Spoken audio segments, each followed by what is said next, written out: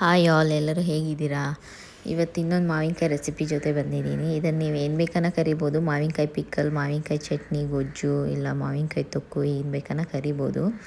So ನೋಡಿ, ಇದಕ್ಕೆ ನಾನು ಮೊದಲಿಗೆ ತೋತಾಪುರಿ ಕಾಯಿ ತೊಗೊಂಡಿದ್ದೀನಿ. ಇದು ಹುಳಿ ಇರೋದಿಲ್ಲ. ತೋತಾಪುರಿ ತೊಗೊಂಡ್ರೆ ಹುಳಿ ಜಾಸ್ತಿ ಇದ್ದರೆ ಚೆನ್ನಾಗಿರಲ್ಲ ಇದು.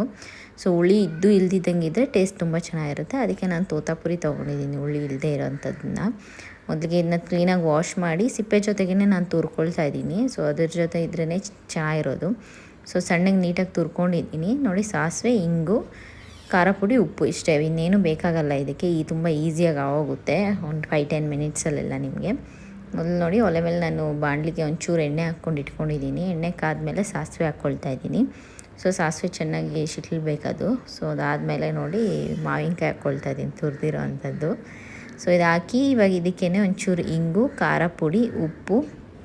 ಖಾರ ನಿಮಗೆ ಜಾಸ್ತಿ ಬೇಕಿದ್ದರೆ ಖಾರ ಹಾಕ್ಕೋಬೋದು, ಚೆನ್ನಾಗಿರುತ್ತೆ. ಸೊ ಉಪ್ಪು ಎಲ್ಲ ಹಾಕ್ಕೊಂಡು ನೋಡಿ ನೀಟಾಗಿ ಮಿಕ್ಸ್ ಮಾಡ್ಕೋಬೇಕು ಇದನ್ನು, ಎಷ್ಟಾದರೆ ಅಷ್ಟು ಮಿಕ್ಸು. ಕರ್ಬೇವಿನ ಸೊಪ್ಪು ಇಲ್ಲ ಹಸಿಮೆಣ್ಸಿನ್ಕಾಯಿ ಬೇಕಿದ್ರೂ ಹಾಕ್ಕೋಬೋದು ನೀವು, ಆಪ್ಷನ್ನು. ಆವಾಗ ಒಂದು 2-3 ಡೇಸಲ್ಲೇ ತಿನ್ನೋ ಆಗಿದ್ದರೆ ನೀವು.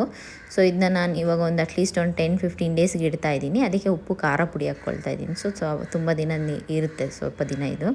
ಸೊ ನೋಡಿ, ಇದನ್ನ ನೀಟಾಗಿ ಮಿಕ್ಸ್ ಮಾಡ್ಕೊಂಡು ಒಲೆ ಮೇಲೇ ಸಿಮ್ಮಲ್ಲಿ ಇಟ್ಕೊಂಡು ಸ್ವಲ್ಪ ಒಂದು 5 ನಿಮಿಷ ಫ್ರೈ ಮಾಡಿಕೊಂಡ್ರೆ ನೋಡಿ ಈ ಥರ ಆಗುತ್ತೆ. ಸೊ ರೆಡಿ ಆಗೋಗುತ್ತೆ. ಇದನ್ನ ನೀವು ರೈಸ್ ಜೊತೆಗೆ, ಸೊಪ್ಪು ಸೈಡ್ಸ್ಗೆ, ರಸಮ್ ಸೈಡ್ಸ್ಗೆ ಇದನ್ನೇ ಇಟ್ಕೊಂಡು ತುಪ್ಪ ಹಾಕ್ಕೊಂಡು ತಿಂದರೂ ತುಂಬ ಟೇಸ್ಟ್ ಚೆನ್ನಾಗಿರುತ್ತೆ. ತುಂಬ ಈಸಿಯಾಗಿ ಆಗುತ್ತೆ. ಇದನ್ನ ಮಾಡ್ಕೊಂಡು ತಿನ್ಬೋದು ನೀವು. ನೋಡಿ, ಆ ಕಲರ್ ನೋಡಿದ್ರೇ ಎಷ್ಟು ಚೆನ್ನಾಗಿರುತ್ತೆ ಅಲ್ವಾ? ಸೊ ಮಾವಿನಕಾಯಿ ಸೀಸನ್ ಮುಗಿಯೋಷ್ಟರಲ್ಲೇ ಮಾಡ್ಕೊತೀನಿ. ವಿಡಿಯೋ ಲೈಕ್ ಆಗಿದ್ದರೆ ಲೈಕ್ ಮಾಡಿ, ಶೇರ್